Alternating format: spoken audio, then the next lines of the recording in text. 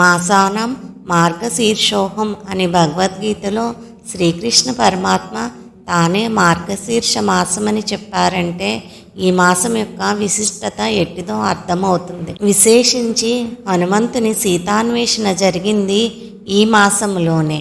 ఈ మాసమునందు శుద్ధ త్రయోదశి చాలా ప్రధానమైనది. ఈ దినముననే హనుమంతుడు సీతాదేవిని చూచినాడు. ఈరోజు హనుమంతుని పూజించిన వారి కోరికలు తీరి దుఃఖ నివృత్తి అవునని సీతమ్మ తల్లి వరమొసుకినది. మార్గశిర శుద్ధ త్రయోదశి శ్రీ హనుమద్వ్రతం. మృగశిర నక్షత్రం హనుమంతునికి ఇష్టమైనది. భక్తసులభుడైన హనుమంతుని అనుగ్రహం పొందడానికి దివ్యమైన మార్గం.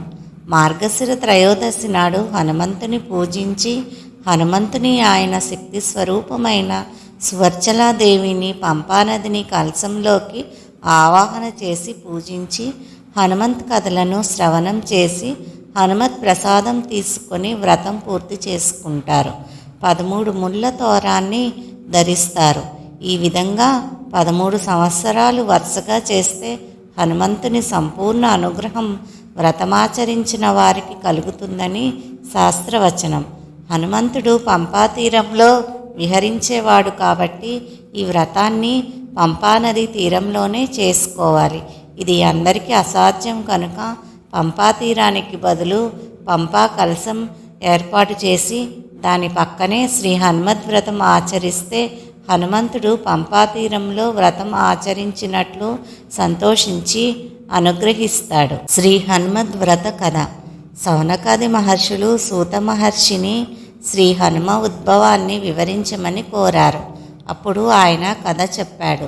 వ్యాస మహర్షి ఒకసారి ద్వైతవనంలో ఉన్న పాండవుల దగ్గరకు వచ్చాడు. ధర్మరాజు భార్య ద్రౌపదితో సోదరులు సహా ఎదురు వెళ్ళి స్వాగతం చెప్పి లోపలికి ఆహ్వానించి ఆర్ఘ్యపాద్యాలు ఇచ్చి భక్తి శ్రద్ధలతో సేవించాడు. వ్యాసుడు సంతోషించి ద్రౌపది పాతివ్రత్యాన్ని మెచ్చాడు. అందరూ భక్తి శ్రద్ధలతో చేయవలసిన వ్రతం ఉందని దాన్ని వివరించాడు. అది కార్యసిద్ధిని కలిగిస్తుందని వెంటనే ఫలితం లభిస్తుందని చెప్పాడు. అదే శ్రీ హనుమద్ వ్రతం.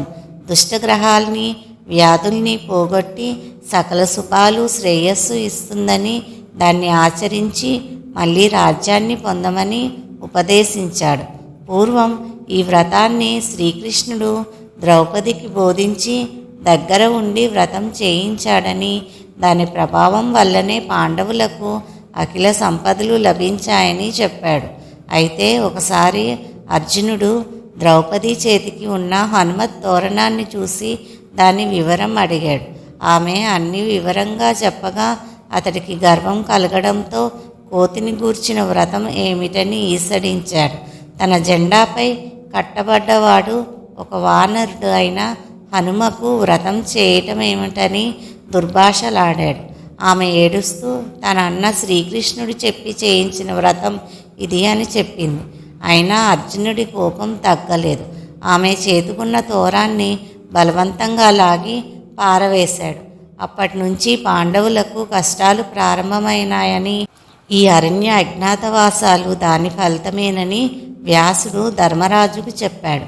13 ముడులు గల హనుమత్ తోరణాన్ని తీసివేయడం వల్లే 13 ఏళ్ల అరణ్య అజ్ఞాతవాసమని వివరించాడు. కనుక వెంటనే హనుమద్ వ్రతం చేయమని హితవు చెప్పాడు. ధర్మరాజుకు సందేహం కలిగింది. పూర్వం ఎవరైనా ఈ వ్రతం చేసి ఫలితం పొందారా అని అడిగాడు. దానికి సమాధానంగా వ్యాసుడు ఒక కథ చెప్పాడు.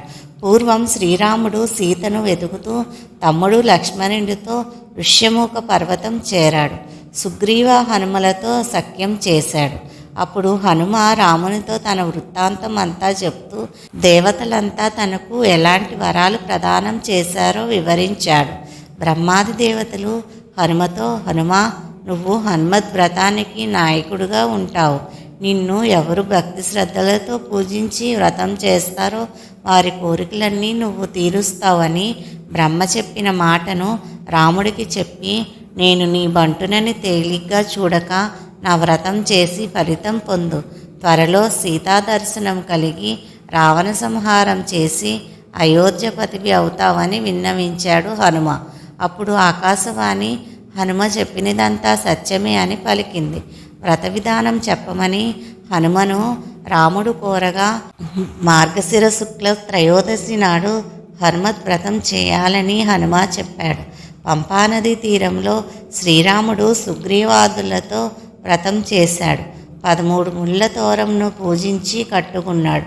కాబట్టి సందేహం లేకుండా ధర్మరాజాదులను ఈ వ్రతం వెంటనే చేయమన్నాడు వ్యాసుడు.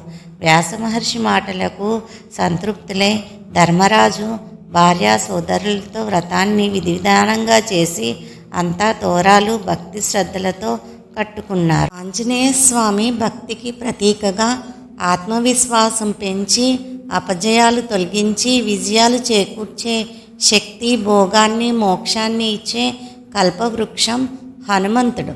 భక్త సులభుడైన హనుమంతుని అనుగ్రహం పొందడానికి దివ్యమైన మార్గం ఈ హనుమత్ వ్రతం ఆచరించటం.